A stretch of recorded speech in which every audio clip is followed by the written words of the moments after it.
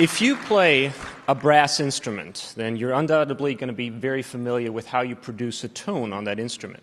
You buzz your lips against the mouthpiece. That's where the sound originates, and that sound is then amplified through a long and expanding metal tube that acts as a resonator. Now, that resonator can be relatively tiny, as in a bugle, or large and voluminous, as in a tuba, but you always apply the same principle. You create some form of vibration, and then you use resonance to amplify it.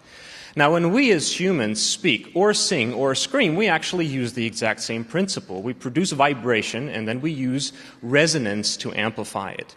And in that case, what we buzz is not our lips, but something that sits deep inside our throat, inside our larynx. These little buzzing things are in English called the vocal folds, or colloquially and not quite exactly the vocal cords. When we're silent, then they're open and we breathe through them, and if we speak or sing, then they come together and they buzz as air from the lungs passes through them.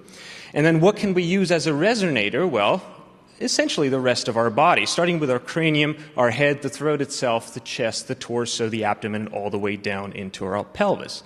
Now, if we want to speak, and this is regardless of whether we're electronically amplified or not, but if we want to speak and not wreck our voices at the same time, then those are the two things that we need to optimize, the vibration that we produce and the resonance that we use to amplify it.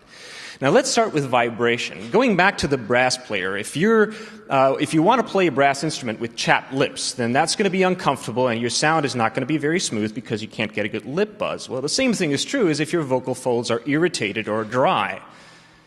So, what do you want to do? You want to moisten and lubricate them. Clearly, you can't do that directly because if you pour water down your windpipe, you'll drown. It's because there is a single lubricant in your body that actually seeps into your throat and can lubricate your vocal folds. And that lubricant happens to be saliva. And saliva is what you want to produce more of. This is why you need to drink more water. And what you also want to do is you want to steer clear of any behavior that inhibits your saliva production. It's a problem known as hypo salivation. One such example you may not be surprised about, this is smoking, which is terrible for you in more ways than one, but the fact that you actually pass an irritant directly down your throat combined with saliva inhibition should basically cause you to throw your cigarettes overboard.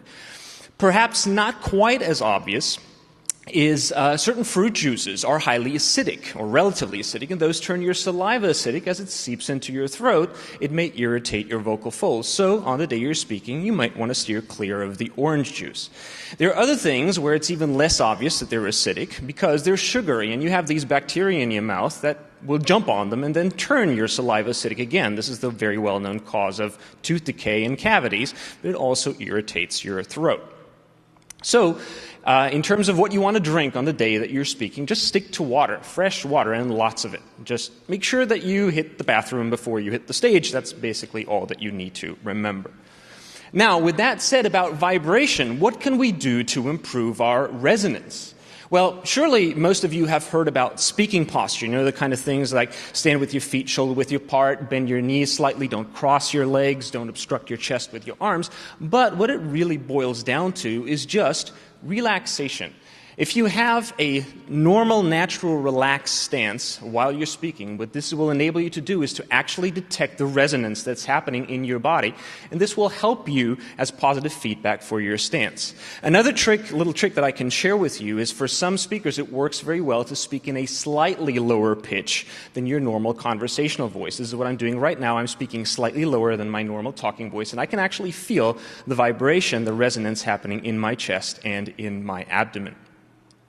Now, suppose the bad thing does happen. You wake up on the day that you're speaking with a sore throat and generally feeling terrible. Relax. You can still deliver a talk of 45 or 60 minutes easily. And no, this does not mean that you should stuff yourself with medication, which is generally a bad idea to begin with, except with expert medical advice. There's something really, really simple and effective that you can do. Just get up, get out of bed, go into the bath, turn on your shower, and get in that shower, and now you've created a tiny little steam bath for you. And what you now want to do is you want to inhale that hot and humid air in your steam bath, which is good for your throat, and then you want to give your vocal folds a little massage. And there's a simple and easy and effective way to do that massage, except that it looks and sounds ridiculous. It goes like this.